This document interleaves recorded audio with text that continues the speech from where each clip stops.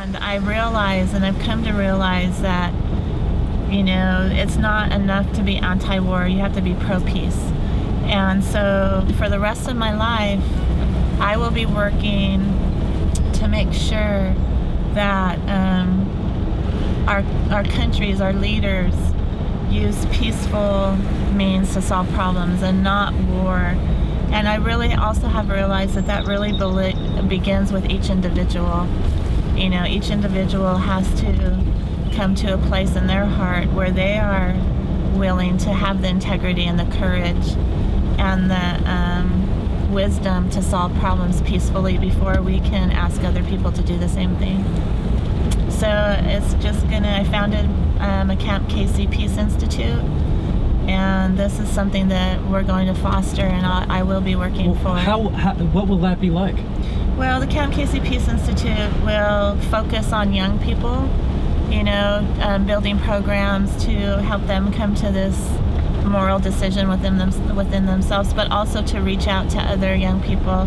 We'll be giving awards and scholarships and grants to young activists who are working for peaceful solutions to conflicts.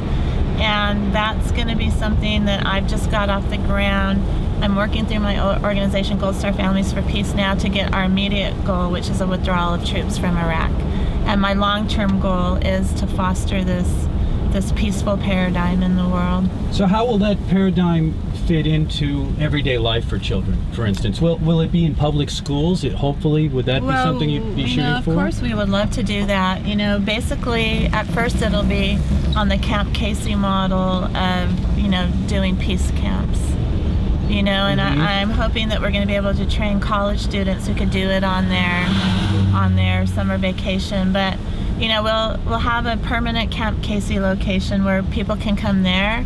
But I'm hoping to be able to send these college students out to communities, you know, even inner cities and other communities to work with children.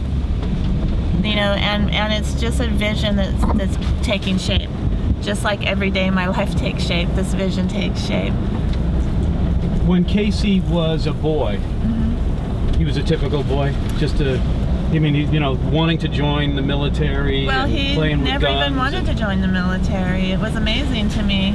You know, he was an altar server for 10 years, and, you know, he never got in conflict. He wasn't an aggressive person. He was very non-aggressive. Yeah. He never even, not once in his entire life, used anger.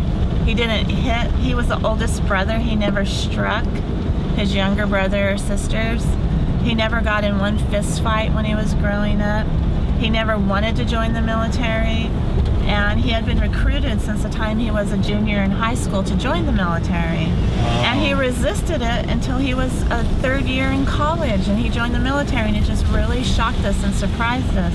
Because really, as a mother, and I think most mothers do this, is that we teach our children how to resolve conflicts by using their words and not their violence. Right. You know, we don't hit, pinch, kick, scratch, punch, bite to solve problems. We use our words. Right. You know, and this is something that I didn't even spank my kids. How could I tell them not to use violence if I used violence? Right. You know, so but he joined not because he thought that he'd be in harm's way, did he? Well, he joined in May of 2000. You know, his recruiter told him he could be a chaplain's assistant, and that's something he really wanted to do. And so when he got to... was he Marine? He was in the Army. In the Army. When he got to boot camp, they told him that specialty was filled, and he would have to be a Humvee mechanic or a cook. So he chose to be a Humvee mechanic, and that's what he was when he was killed in combat in Iraq 5 days after he arrived there.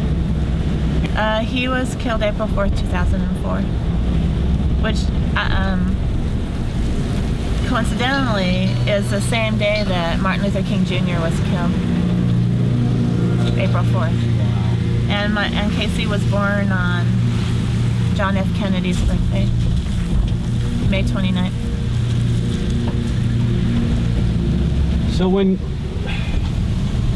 So as things evolve to where you are today, you You got the terrible news. I fell on the floor screaming, and I knew if Casey was killed when he went there, I didn't want him to go. In fact, I begged him not to go. Right. I told him I'd take him to Canada. My mother said she was going to cut off my arm if I went, you know, during Vietnam. Yeah, and I told him I'd take him to Canada or run him over with a car. And he just said, Mom, I don't want to go, but I have to go. You know, because his buddies were going. And so I had to honor that. You know, Casey was 24 years old when he went to Iraq. And he felt it was something that he had to do.